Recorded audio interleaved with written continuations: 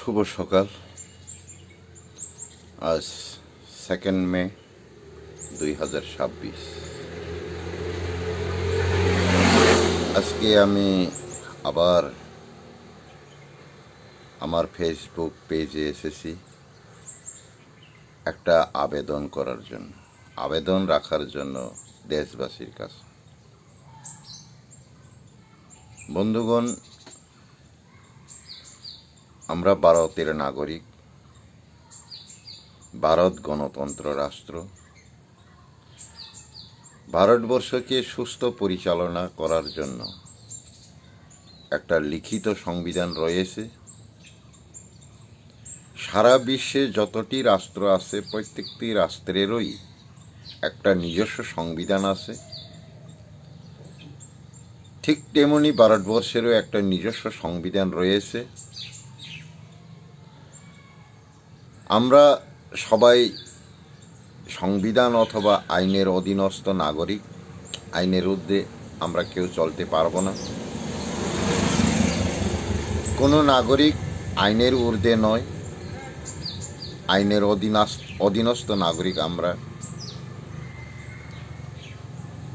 আমরা প্রত্যক্ষ বা পরোক্ষভাবে আইনের ভায়োলেশনের শিকার হচ্ছে। এই ভায়োলেশনের থেকে মুক্তি পেতে আমি প্রত্যেকটি ভারতবাসীর কাছে অনুরোধ রাখছি, আপনারা সবাই আইনগত সচেতন হন। আইনগত সচেতন হলেই আমরা সেই ভায়োলেশন থেকে একদিন মুক্তি পেতে পারি। আইনের বাইরে নয়, আইনের ঊর্ধ্বে নয়।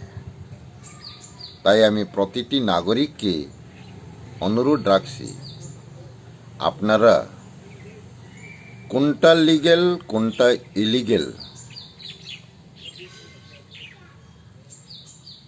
আমাদের প্রতি যে ভায়োলেশনটা হচ্ছে, মানে সাধারণ নাগরিকদের প্রতি যে ভায়োলেশনটা হচ্ছে,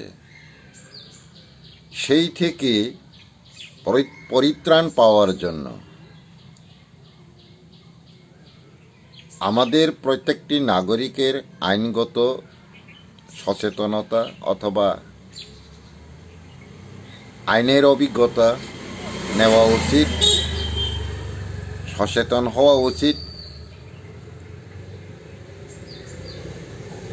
আপনারা প্রত্যেক নাগরিক অন্যায় বা অপরাধের উপরে ভায়োলেশনের বিরুদ্ধে আওয়াজ তোলার প্রস্তুতি থাকবেন।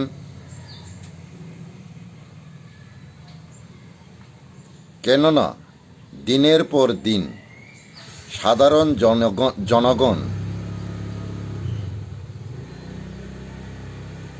বঞ্চিতের পরিমাণ অথবা পার্সেন্টেজ দিনের পর দিন বেড়ে চলছে। তাই আমরা এই রাষ্ট্রে প্রতিটি নাগরিকদের মতোই সসম্মানে বেঁচে থাকার অধিকার পাওয়ার অধিকার, মৌলিক অধিকারগুলা পাওয়া দরকার, প্রয়োজন। সেই মৌলিক অধিকারটুকু যদি আমরা না পাই, তাহলে আগামী দিনের পরিকল্পনা আমরা নিতে পারবো না। আমরা যদি আইনগতভাবে অবগত না হয়, তাহলেও কোনো ভায়োলেশন অথবা বঞ্চিত অথবা অধিকার সম্পর্কে আমাদের কিছুই বলার থাকবে না।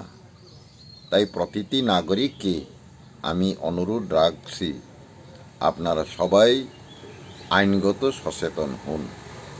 নমস্কার।